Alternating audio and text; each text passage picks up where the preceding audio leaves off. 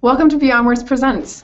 I'm Whitney Diffenderfer, your host, and today I am here with Kyle Cease, speaker, comedian, founder of the Evolving Out Loud empire, and also the founder of the word Transformity.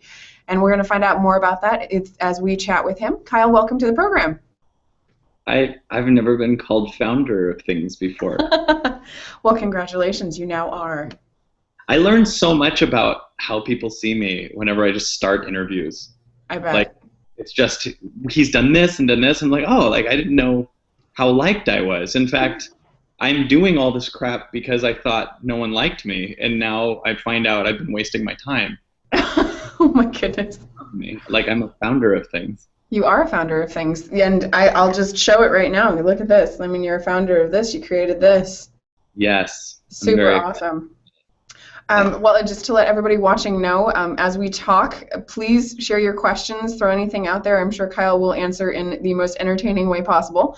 And you can use the Google Hangouts app, or you can use the hashtag BWPresents, and be sure to like us on Facebook, follow us on YouTube, and also follow us on Twitter.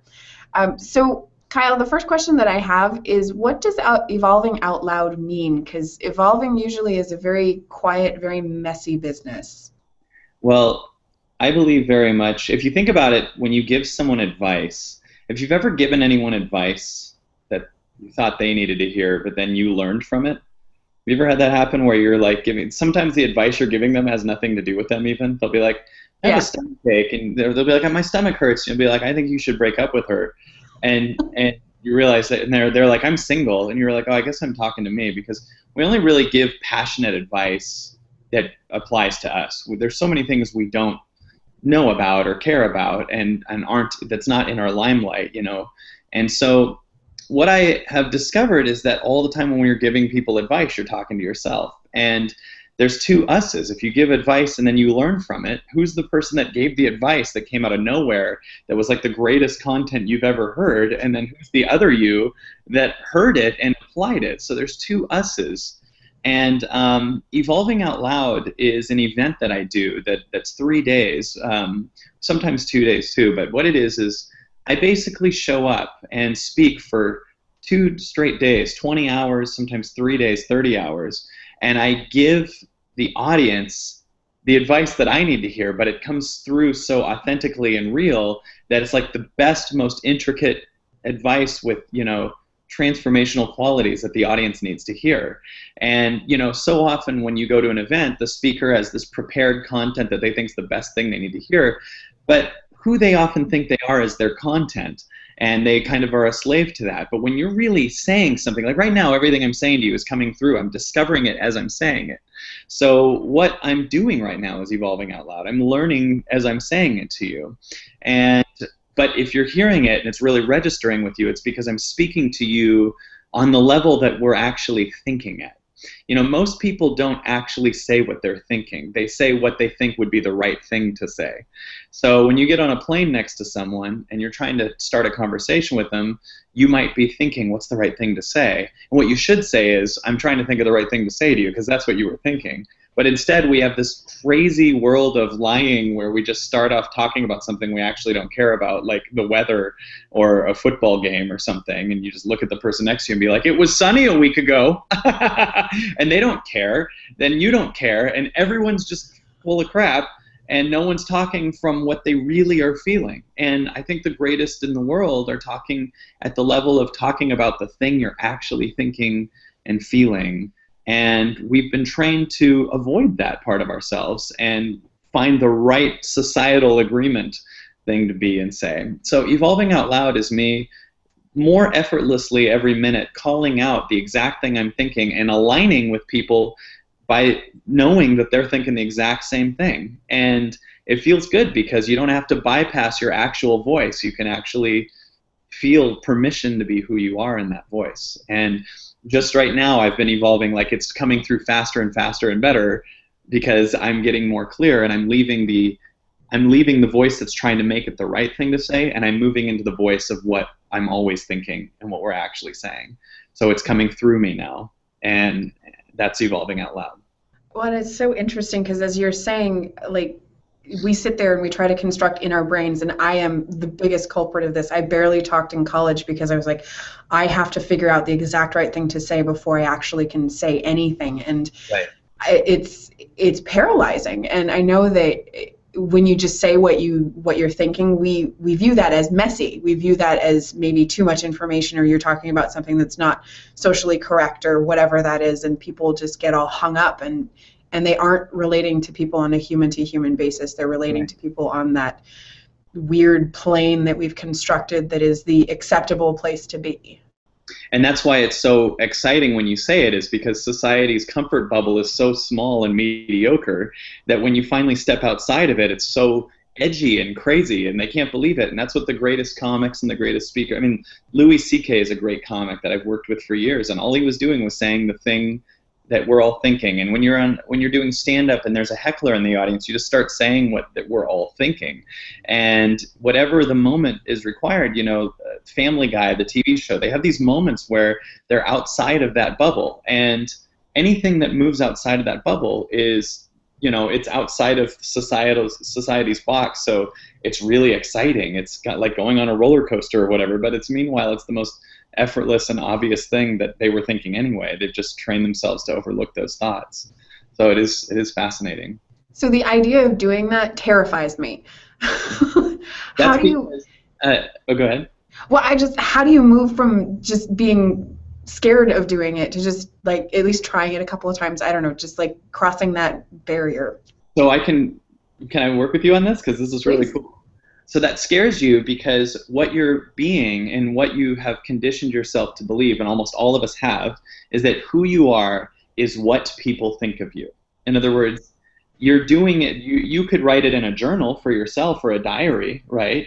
But you're worried about people seeing those things because you want to impress them and get their love and affection.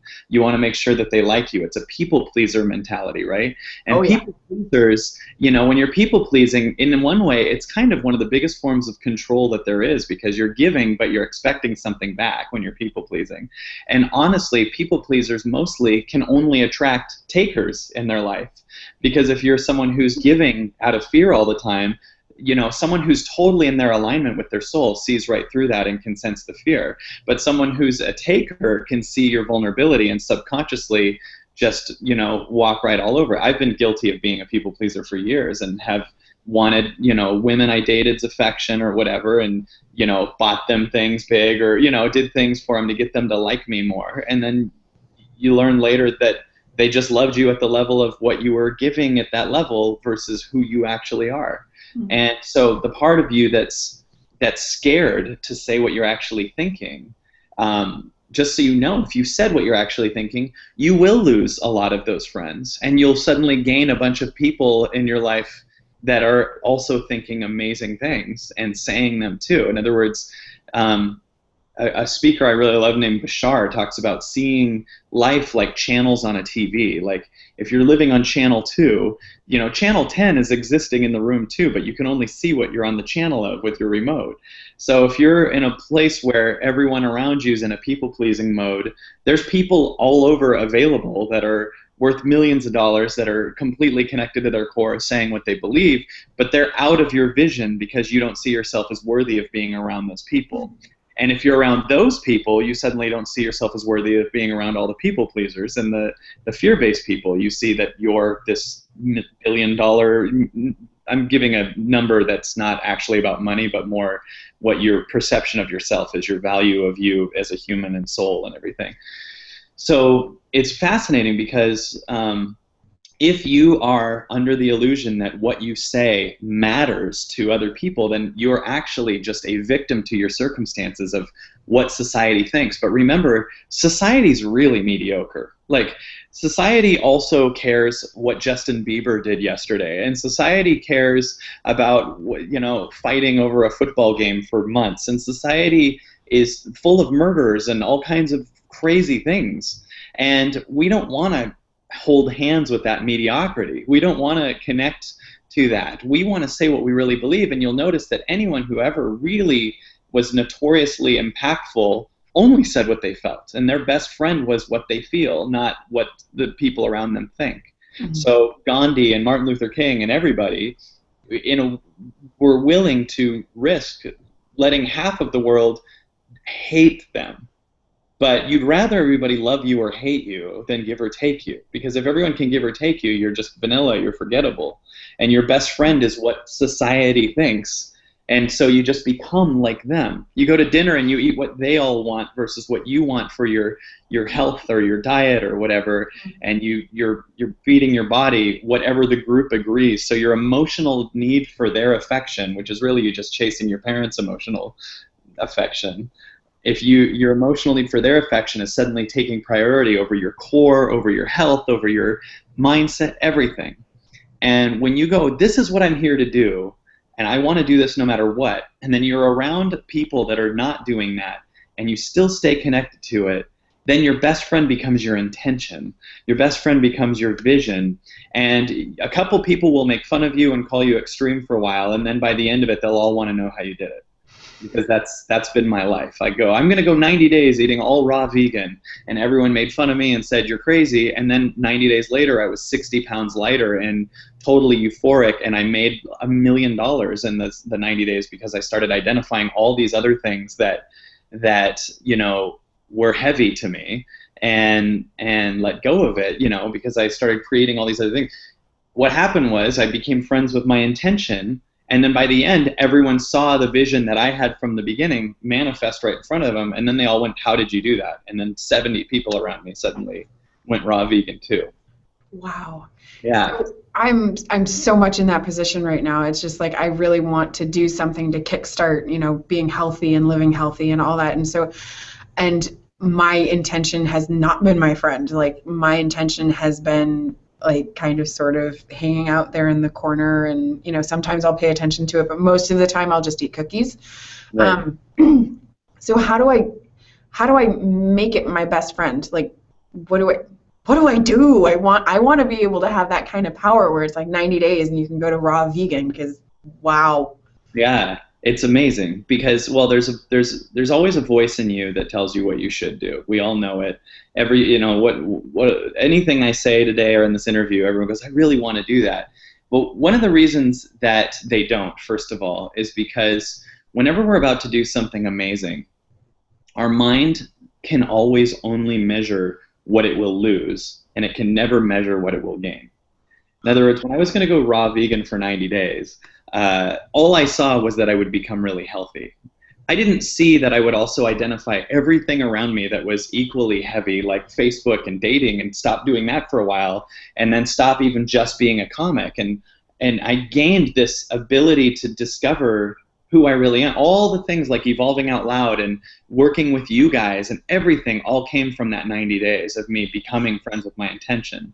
And whenever we have one of the things that's stopping you is you're trying to see the entire picture in this moment of the outcome, but you can more only see what you will lose. The mind can only measure what it will lose. So anytime it's going to take any leap, your mind goes into an analytical place, and it can only measure what it will lose. And so if you're going to go to a seminar across the country, your mind goes, well, we'd have to get a babysitter, we'd have to get on a plane, it's going to cost a couple $1,000s. It can't measure what you will learn there, who you will meet there, who you might find the love of your life there, or come up with a multi-million-dollar idea. But your mind doesn't know that, so it doesn't bring that into the equation. And so when you're analyzing, you're already actually in a lie with yourself because your mind isn't able to bring in all the factors. So what's really interesting about this world is you have to fall in love, first of all, with not knowing and being okay with that. I love not knowing. I'm obsessed with not knowing.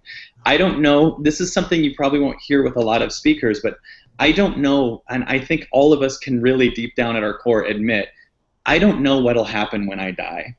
You know why? Because this person, this body that I know of has never died. So I don't have any memory of it. And I'm okay with not knowing. And in the okay with not knowing, I have so much space now to not seek and figure out what happens when we die. Because as a world, we're always trying to figure this out. And we've come to 9 billion different conclusions, and no one really knows for sure. So maybe that's not something for our mind to hold on to and try to figure out, and instead enjoy it. You know how boring a ride at Disneyland would be if the whole time you're on it, you're trying to figure out how it was built? Enjoy the ride. Like, enjoy this thing. And when you become okay with not knowing, first of all, it gives you total space to move all these thoughts in your head that you thought you knew and allow stuff to come through, like I'm doing right now. I'm just out of the way. This is just a gift coming through from something else to the viewers. Like I'm not able to do this. I couldn't have before this call put together that I would say this and this and this. I wouldn't have that ability. And we are stifling our gift all day. If I was a waiter and you had food, and I was about to give you food, right? If I was about to give you food and you're like starving, and I'm sitting here going, I don't know if I should do this, and you're like, I need to eat the food, and I'm like, I know, but what if you don't like it? Like, it's not up to me to stifle my gift. So you don't know if you wanted to go raw vegan for a long time or do something crazy healthy, the millions and millions, billions of residual benefits for the world that you would be giving. One thing that I realized is that when I eat really healthy, I notice the people around me do. So I actually equate me eating healthy to like my mom living longer. And I equate, me eating bad food to people around me living shorter and getting permission to stay in that mediocrity.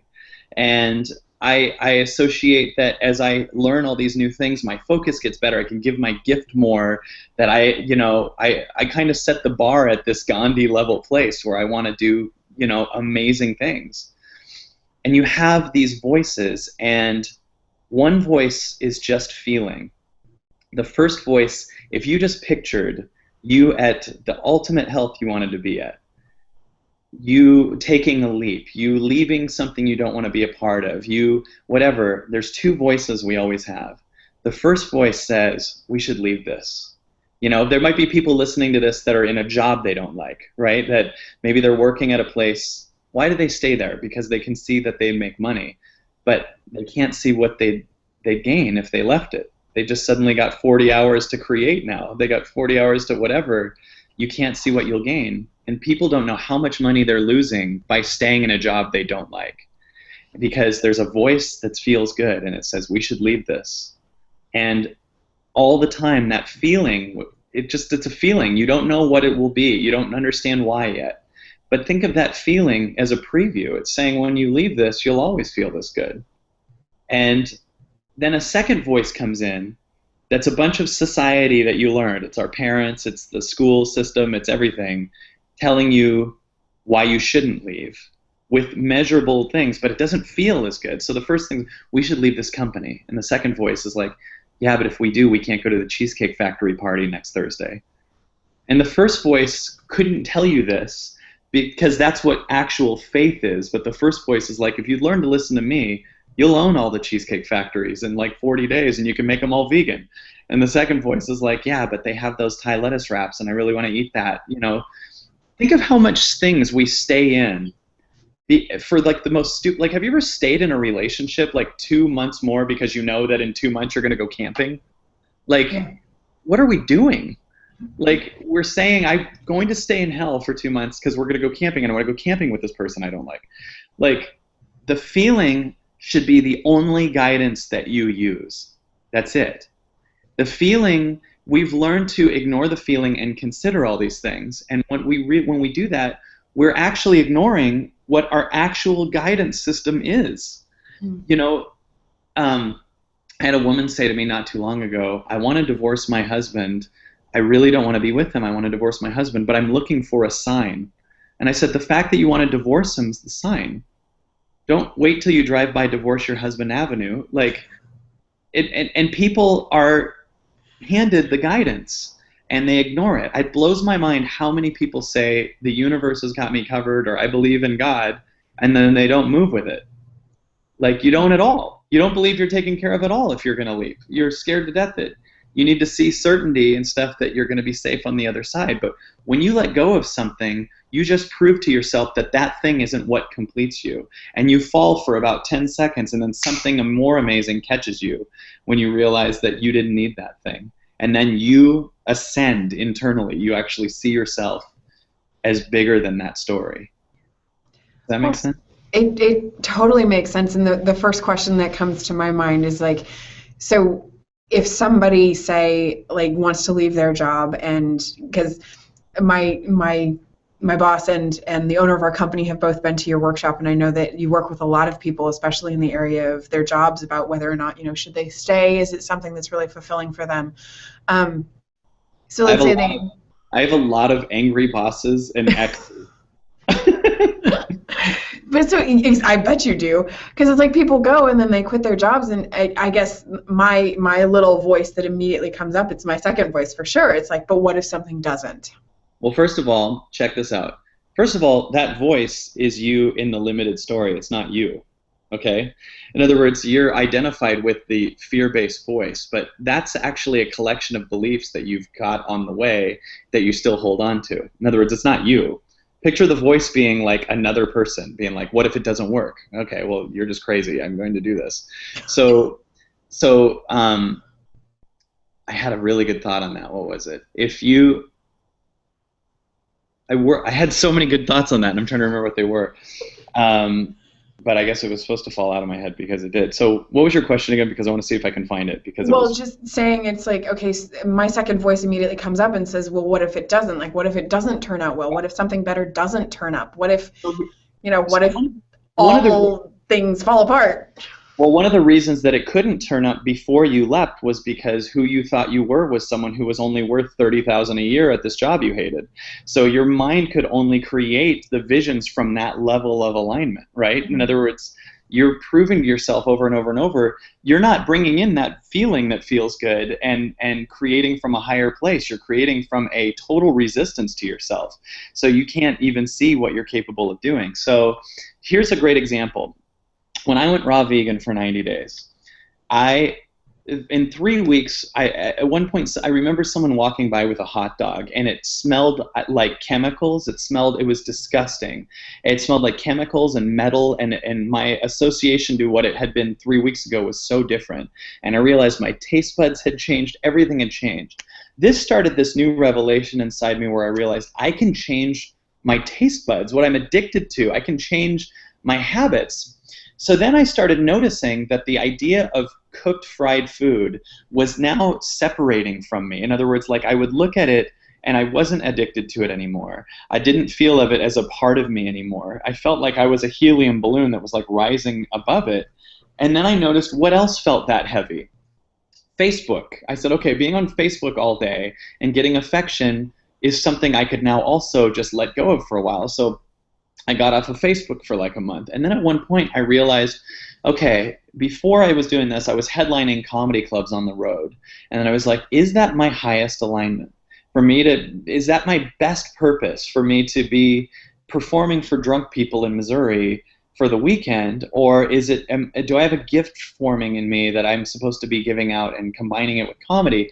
Or something. And so I didn't quite know what the leap was, but I had been handed proof over and over and over that I don't believe in motivation. I believe that we're like helium balloons that are just stuck on things. And if you keep cutting the things that you're not a part of, the helium balloon will just skyrocket, right? So I was filming a documentary at the time, and I looked in the camera and I said, I'm done doing comedy clubs on the road. It was just a very faith-based leap. It was like, there's something bigger. I don't understand what it is, but all I know is that now where I'm ascending to, the idea of a comedy club feels heavy to me just because I feel like I'm even worth more than that. Right when I said that, 3 auditions went into my phone in that moment. It's like I just made space and they showed up. Now, I'm not claiming it's synchronistic. It could have been a total coincidence, whatever. I don't even care what it was, but I just know that that happened. Well, the next day, now that I didn't have to think of all the comedy clubs that I had coming up in the next few weeks, I had all this freedom. And in the letting go of that, I felt really big. I felt really confident, and I didn't need anything to be happy. So in that space, I came up with this idea to create a combination of comedy and lectures for colleges. And I started thinking of all the colleges that I could go, and they have lecture speakers, but like their lecture speakers are all 70-year-old recovering alcoholics just talking. And I performed so I could combine it with comedy and create something that's never been done before. Now, our mind goes, well, that won't work because it's not been done. Instead of thinking, you have an original idea and no competition, that it would be in way more demand. But the how goes, well, I need to find where everyone already is there and see this scattered market of way too many people in the cattle call run. No, this is like me combining comedy and transformation would be so valuable, so much more effective, and there's no one else that's able to do it. So why would I not do this? So the following day, I came up with this idea where I made a video showing it, and then I actually made a video where I pitched this idea to like 500 colleges around the country. So I'm by name. I literally made a video for the advisory board kids that were working at the college by name. So I'd be like, hi, this is for Diane Johnson at North Idaho University. My name's Kyle Cease. You might know me from Comedy Central. I'm doing this thing. And I made 500 videos, and people were like, you're so extreme. This is so crazy. You're not getting paid for it or anything. Then 100 of the colleges booked me at like 10,000 a pop, right? Wow. So like, it was like this faith-based move where I got to, when I do a comedy club, you headline for like a Wednesday through Sunday for 2,500 or 3,000. You got to be stuck next to a Walmart for a week and wait every morning and do radio and all this stuff, and you're performing for people that aren't in your alignment. Or I go out and do one college. I say exactly what I feel. The entire audience is in the alignment with me. I make more, and I do one gig, and I fly home. I couldn't have seen that if I was still doing the comedy clubs, because I would have been declaring to myself that who I am is just that level of comic. Mm-hmm. But once I let go of it, my mind was able to see possibilities and learn and discover and evolve the whole time. And then I started realize that opened the door for me to realize, oh my goodness, I could do this for businesses. Like, how many CEOs of corporations need a transformational speaker and need a comic? Well, I can do both really well, and I live it. So I bring in real experience and not just some motivational points to get there. And so now it's really weird, because in the old days, I was one of a group of comics in the lineup at a comedy club. I can't say what I really feel. And in the audience, maybe as one talent scout. Now I speak at seminars, at events with people like India Ari and Norman Lear and all these people. I'm the only comedian in the lineup. I can say exactly what I feel. And the entire audience are usually like the bosses of all the talent scouts, because everyone at a success seminar owns NBC and Paramount. And so I let go of all these things that I think I need to make money, and all of a sudden make way more because everyone wants to work with you. And weirdly, because I'm doing what I want, I'm also not addicted to anything. So I love my life a lot, and I live in the moment. So all the money that comes in is barely being spent anywhere, because I'm not needing the best car or to escape my job that I hate. Like, my highest happiness is creating and working. So with that money, I end up getting to donate it like crazy, because the money that comes in, I see myself as like a tree that's just making apples all day. Most people think they're not able to make apples, they have to get other trees' apples and hoard it.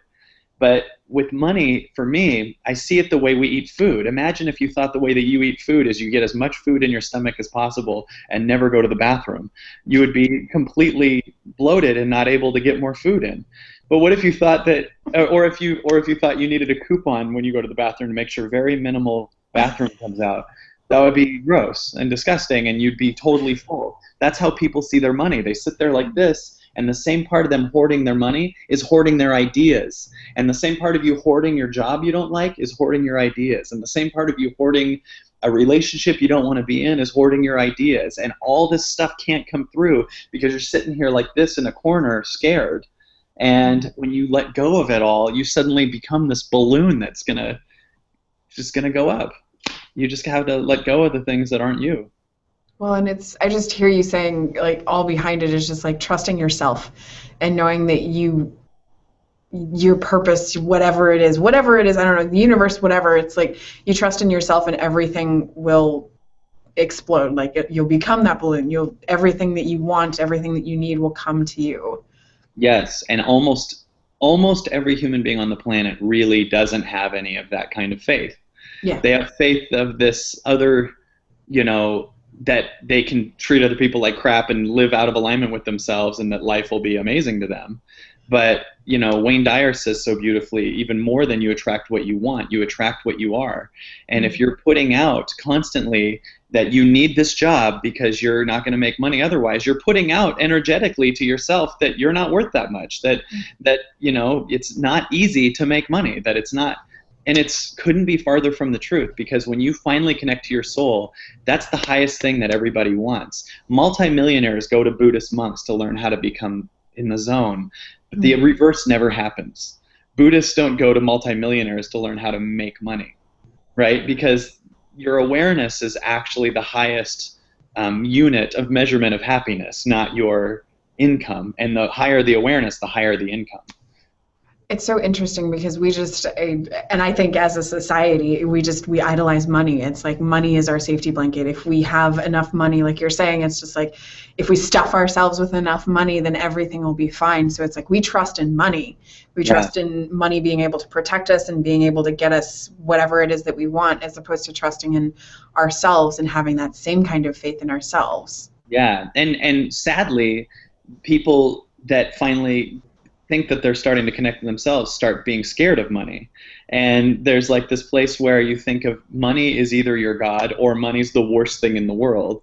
And you can just think of it as a flow that's just, you know, coming in and out. It's not who you are. Most people, whether you think you have to get as much money in the bank as possible, or whether you think money is evil, you think money is who you are. In any circumstance, you think it's who you are, and it has nothing to do with who you are.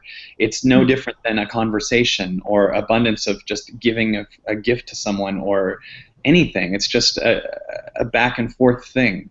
But people are always blocking themselves from receiving it by trying to get it dramatically or blocking it. And you need to open your heart up and get that money is not your God. It's not your source of happiness. Your connection to yourself is. And weirdly, once you actually have that, so many ideas show up as ways to make passive income while impacting people. Because once you get your heart open, your life mission becomes making sure other people know they can have that. You know, it's like suddenly getting oxygen and wanting everyone to know they can have some oxygen, but no one knows that no one knows it exists. They don't know that they don't have it. Yeah, and Michael Beckwith said so beautifully, when you work for the universe, you're never unemployed. And it's true. You always, always, always are in service, and always you're so unique, and you have so many things, and we're so busy trying to form into how everyone does everything, and you just totally cut off your income by bringing your non-replaceable uniqueness to the table. Yeah. You know? Well, it's so interesting because everything that you were saying about money, I just had this thought. I was like, well, the same thing could be said about food. It's like we trust in food. We use food as that comfort, as that thing that we go to. And if you just release it and let the food also be just like a flow, like the thing that nourishes you, it comes and it goes, it comes and it goes, and it's not, you know, because, you know, like with extreme dieters, sometimes they block the food from them, and sometimes, you know, on the other side, people are just like, food is the only thing that gives me comfort and makes me happy, so I'm just going to eat it like crazy. Right. So it's like it's money, it's food, it's any sort of addiction of any form. Well, we're very good at making every single thing but ourselves our God, or our sole focus, right? Yeah. So with everything, I mean, like, people blame everything for their unhappiness. Even when we become spiritual, it just moves to literally higher up positioned things, meaning like, it used to be you were annoyed because someone cut you off. Now it's Mercury retrograde. Now you think that the planet alignment is why you're not happy, or you can't do something because you're a Scorpio or whatever. Now you're saying that your powers, and you're limiting yourself to what you are as the horoscope sign. No offense if you're into that, that's fine. But like, there is a limitation when people say these certain things, like, oh, I have this thing because I'm in the Myers-Briggs test, I'm a competitive type, or whatever. Yeah. And you give all this power. So we do it with food too. You know, when I eat this way, I get fit. Well, now you're stuck on a method and you think the method is your only form of happiness. So when I went raw vegan for 90 days, people said, why don't you just live there? Because I don't want to make the method my God. Mm-hmm. Raw vegan for 90 days was like what I needed to learn to go from third grade to fourth grade, but now I'm in fourth grade, so I can't use third grade lessons again. I have to keep evolving to the next thing. There's always a next thing. So what I'm coming to a conclusion of is, I meditate every morning an hour, sometimes 2 hours a day. And when I do, it now is starting to make me discover, first of all, I just totally feel guided to eat food that it just tells me what food to eat. There's no over-obsession. It's only when you're obsessed over the future or sad about the past that you eat a lot of food to get you in the moment, because that's what an addiction is. It gets you in the moment. Huh. Right? A food or watching a movie or sex or alcohol, it gets you in the moment. And so our life goal is to be in the moment. And if you get that you are the moment, you don't need those things to get there. For me, when I have a beer now, it makes me feel lower than when I'm just present, I've never thought about it that way. That's really awesome. Right? That's what it does. But you're like, oh, I'm stressed. I just need to, whatever you say is going to I be. just need a cookie, usually a cookie or cake or something like that. I'm here again now. So we're not even addicted to the food. We're addicted to the past and the future. We're addicted to overthinking. And if you comprehend, like for me, when I meditate every day, I start to identify all these thoughts that I thought were who I am, suddenly start separating from me, and I become the observer of the thought. And the more I love those thoughts, the more they diminish, and then I just get here. And in that space, I start to feel good, and I would feel way out of alignment, like eating way too much ice cream at that point, because it doesn't make any sense. I'm not fixing any problems anymore. I'm out of the problem world because I'm just the space that these problems existed in. This isn't my funniest work. I apologize for that. No, but it's extraordinarily profound. I have to tell you that, because just like a lot of the things that you're saying, I've just been, and I know there's a lot of people out there who are in the exact same space, because here we are, beginning of February, and we all know that a lot of us made New Year's resolutions at the beginning of January, and things started out really well, and things have probably kind of petered out, or maybe people are kicking themselves a little bit for the cake that they ate, or the money that they spent on the frivolous thing that they said that they weren't going to, because this year was going to be the years that they got their finances together. And it's just like, it's exactly the time to think about it. It's like, what is it that we're addicted to? What is it that we're reaching outside of ourselves to give ourselves that feeling of being in the moment? Right. And they're just missing the real source of their problems. In other words, I'll be happy when I change this external thing this way and this way and this way. That will not be a permanent happiness. That'll be that, because it's almost like if you're born playing a character and you didn't realize you're a character the whole time.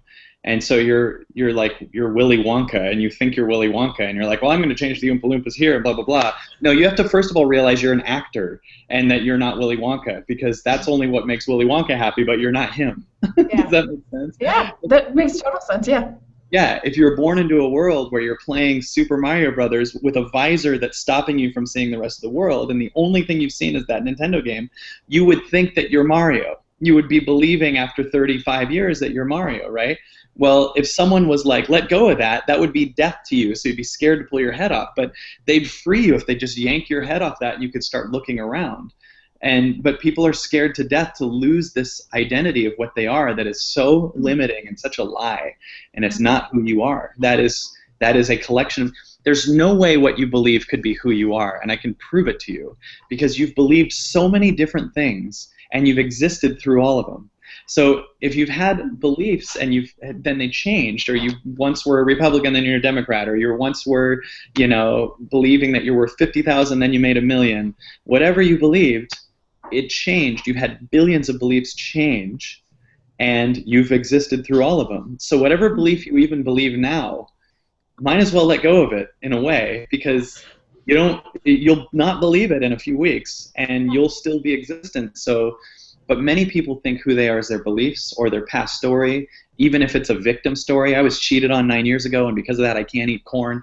Whatever the belief is, you're holding on to a thing that you think is you. So when people try to help you, that's actually death to who you are. Yeah. People think who they are is 190 pounds. Well, if you're 190 pounds, going to 180 would be death to who you are, right? So you have to undo these things that you think who you are is that voice that says, well, we can't leave this job. That's not you. That's a collection of stories from your past that you're holding on to, that you've attached yourself to. And when I say all this and I go, okay, well, what am I? I have no idea, and I'm okay with that. I just know what I'm not. I know that I'm not my body because I've had a 5-year-old's body. I've had a 15-year-old's body. They've all changed. I know that I'm not my body. I know that I'm not my beliefs.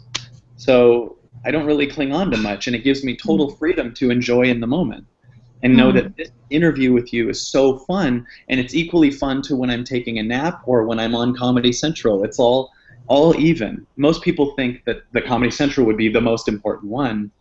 You know what I mean? Like, and then they make themselves a victim to think that thing completes me, which means I'm incomplete without that thing. So you need to understand you're complete as is. You're complete right now, that you don't need anything to be happy. In fact, some of the things we hold on to that we think we need to be happy are actually stopping us for actual happiness. Oh my goodness, you're just awesome. I know you're like, this isn't my funniest work, but at the same time, I want you to know that it's having a profound impact on me, and I hope on lots of people watching. So I just want to take a moment, and I'm super late in doing this, so my producer's probably going to get really angry at me, but I just want to share with everybody that we do have, and it's brand new. I think it actually comes out like tomorrow. The DVD of one of Kyle's Evolving Out Loud workshops. He's called it Transformity. It's a transformational comedy combined. Is that correct? Yeah. Even though I haven't presented the comedy side today, when I do these events, I've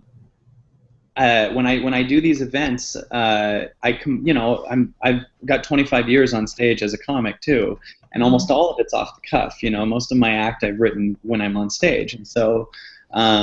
It's very fun and funny, and I think that there's this really funny combo that we don't realize. One, you're this unlimited being, and two, we need to not take ourselves so seriously. Most people think the opposite two things. They think they're extremely limited, and they take themselves way too seriously. Yes. And when you go to a place of playing and understanding that you're just this kid that wanted to play and enjoy life, all of a sudden, a lot of things become really easy. Yeah. If you've ever been with your friends at a restaurant and like ranted about something, maybe an ex or a political thing, and you said it with this like headliner level delivery of comedy, have you ever said something so profoundly funny just because you're in a good mood and you're, well, if you did that once, that means it's available. And you could always be learning to tap into that level of funny. But the funny thing is people don't think that that's who they are, so they overlook it. Yeah. But the factor in what made you so funny was you were in a good mood. And when you're really happy, you can make anything work. And when you're trying to make something work, you're saying that thing completes me, so you're not as happy. And you can't make it work. And what most people think is when something happens, I'll be happy. And what I'm trying to teach people and show them is when you're happy, things will happen. Yeah. And you don't care that they happen because you're actually happy, period. But stuff starts coming into your life left and right, and you're not addicted to it. Yeah. Okay, so I just have to say all of this. So it's a 5-disc set. So it's the entire weekend of Evolving Out Loud, and so it's Kyle with his comedy and with his transformational stuff, like you guys have heard today, as well as many other speakers. So it's all in this one package, and it's $49.99. And for today, you can get this for the $49.99, and for 1 penny more, you can get the digital stream. You can start watching it today, so you can start having like the insights that I've been having here just in this 1 hour. I mean, what is this? Probably like 30 hours worth of transformation and insight. So $49.99, and you can go to www.beyondword.com/cease, CEASE. That's just awesome, and I love the word transformity because I think it's so. You're so right. There's so many people that we even work with. I mean, we work with some of the most amazing transformational speakers ever. And sometimes they get a little serious. And sometimes I'm just kind of like, just crack a joke. And people will loosen up and get what you're saying even more. And that's exactly what you do. Well, you're never laughing at something and in the past or future. right? Like when you're laughing at something, your whole body is engaged. You often look at the person that you're with, like you watch a movie and a funny scene happens, and you connect on levels that you are so amazing. And so what's really cool about this set and what I'm doing is that with combining comedy, it keeps them in state with laughter, and they're really enjoying the moment. So it keeps you wide open, and then in that place, a lesson will come through, or a point will come through that, I'm learning for me. I really like, I get inspired after these calls.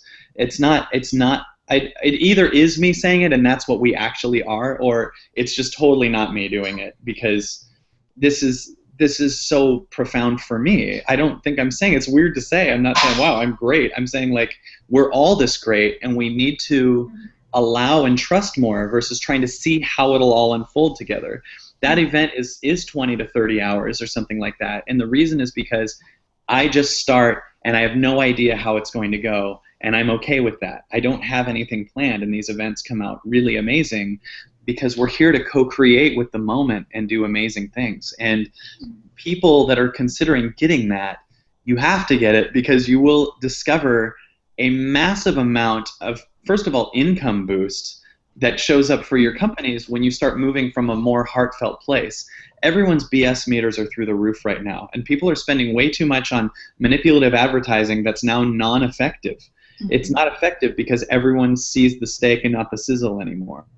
Yeah. And only, look at all the Super Bowl commercials. Every commercial was a compassionate commercial that was a love-based thing filmed with a cell phone camera. Almost every commercial now is we want realistic. And so we can save millions of dollars by not making anything manipulative and coming from a true, authentic, vulnerable place of doing what you actually are and watching how everybody connects with you. No matter what your product is, the only thing you're really selling is your connection to the moment. And that's what we're here to do and be, is get into our truth and watch as the business unfolds in a whole different way. Mm-hmm.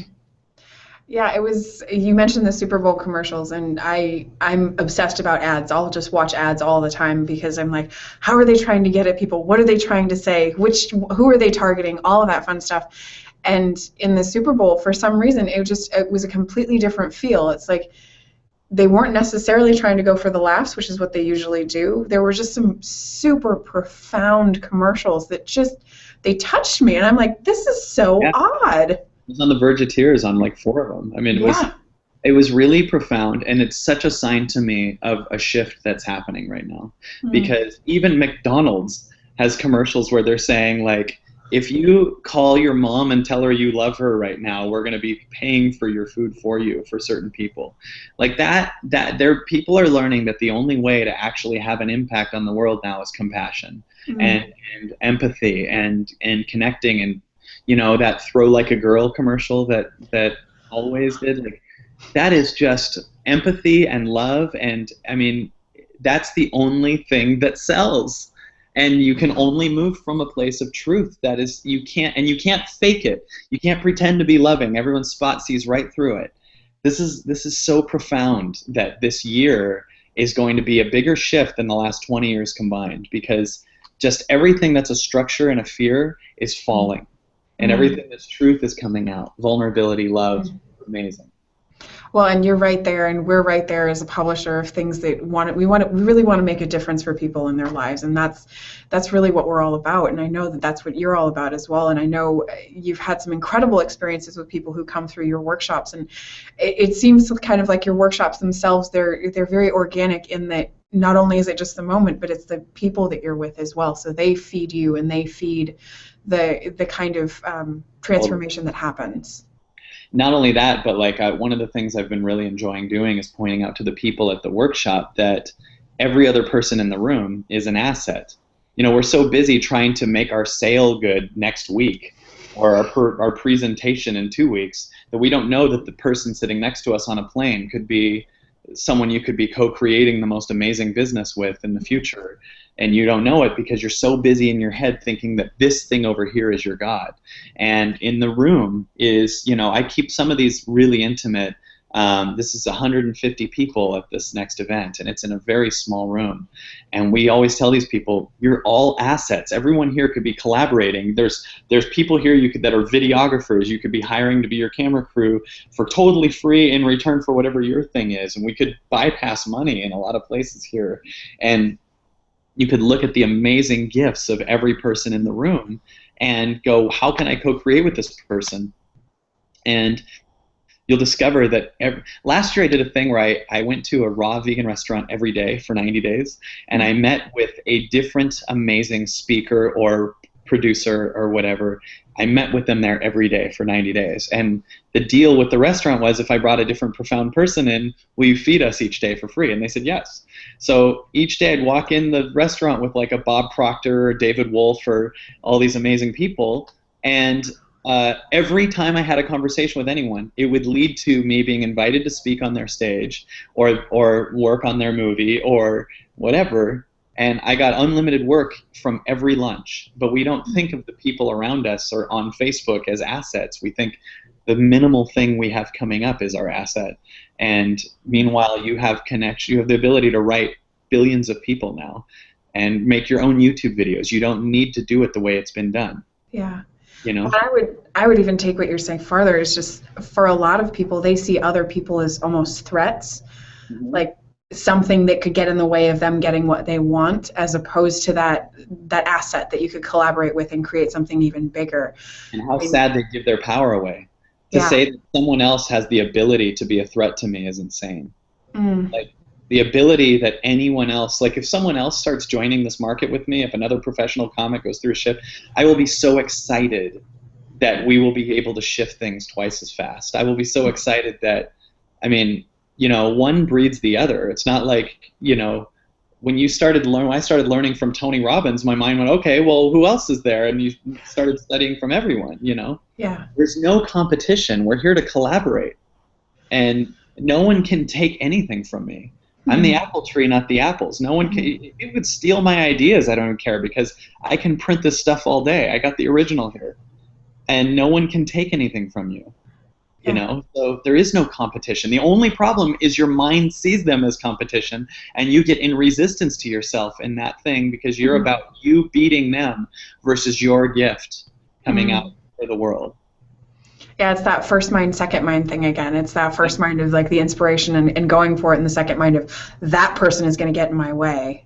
Right. That's insanity to me. That's like silly to me. No, like, because immediately when you say that, you're saying that person has the ability to affect my happiness and my gift. Imagine an apple tree going, are there any other trees doing this? It's just me, right? Like, there's not, oh, that apple tree over there that one's got some really good apples. I better step it up. Like, it doesn't even know they exist, and so it's always euphorically giving its gift. And if you don't, if an apple tree didn't give its gift, it would start to get sick. Doesn't that sound gross? An apple tree not what it's here to do? Yeah. Well, that's what we do all day. You know? Well, and the apple tree looking at the other apple tree and saying, oh, they make better apples, so I'm going to keep mine to myself, or I'm going to just like stop. I'm done. What if people don't like my apples? Well, then those aren't the people for you. There will be people that like them. You know? Those other apple trees won't like your apples because they're also not giving their apples, so they're everyone's hoarding around you. So you could be one of the few apple trees doing something. And if you're going to compare yourself to anyone, compare yourself to everyone then, and know that you're knocking it out of the park. You know, I mean, I've noticed so many aspiring people in my life, like people that are aspiring actors, and they think, well, Meryl Streep got her first Oscar when she was 26, so I'm behind. Okay, well, if you're comparing yourself only to her and her Oscar is your measurement of happiness, you might as well take in all the people all over the world that barely even have water, because you're knocking it out of the park. You know, we're doing okay. Yeah. And everyone that's watching this has a computer, so they're doing fine. You know, and stop finding something that you can create as a lack inside yourself by coming up with the illusion that whatever someone else is doing is better than you, and creating your own lack an excuse to not give your gift. That is insanity. You're just making yourself sick with a mental excuse. And whenever you go to a mental place, you're not moving from your heart anymore. Your mind is coming up with a justifiable reason for why you're not doing this. Mm. And now you have to stay in your brain and not your heart, because your heart says, let's give our gift. So you have to Mm-hmm. ignore the heart all day and be in a fight with yourself all day. Oh my God. Well, we're coming up on the end of our time. And Kyle, I just wanted to make sure to have a moment to say thank you so, so, so much. This has just been, it's been a ridiculous amount of fun. Comedy or no, it's just been so fantastic to sit here and just hear everything that's coming through you. And I can totally tell that it comes from your heart. It comes through you. It's not just you thinking and then saying something intelligent. Well, yeah, because when you're going, what's the right thing to say? Yeah. Then I'm coming from a place of, what can I sell, or will you like me? Yeah. And it will never work, and anyone Yeah. sees through that. But when you speak from your heart, you meet people at their heart, and all Mm. of our goal really in life is to move to there, Mm. to be from your heart. You are that. And people always go, well, I'll do that by loving myself more. You are love. You Mm. don't need to love yourself more. You need to stop strategizing and creating the illusion that love is in the future. You Yeah. are love. It's what you are. Just get out of the way. Mm. You know. Thank you. Thank you for that. And thank you for this whole hour. It's been wonderful. Thank And you. I just want to remind people one more time.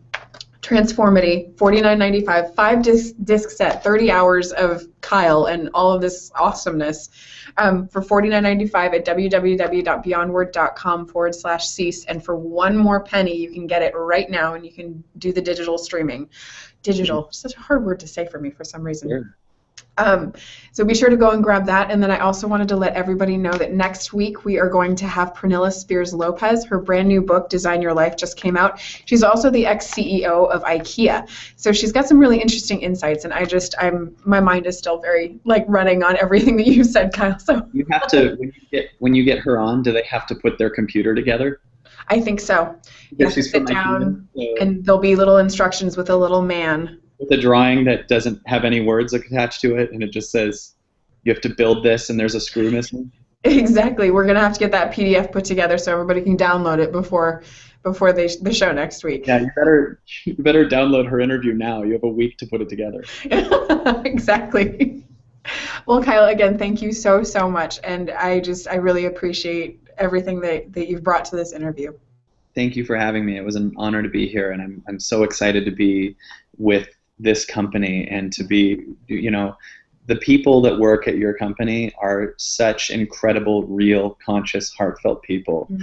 And, I love the people that work there, and the people that I've met from Beyond Word, and it's an honor to be co-creating with you guys just as much.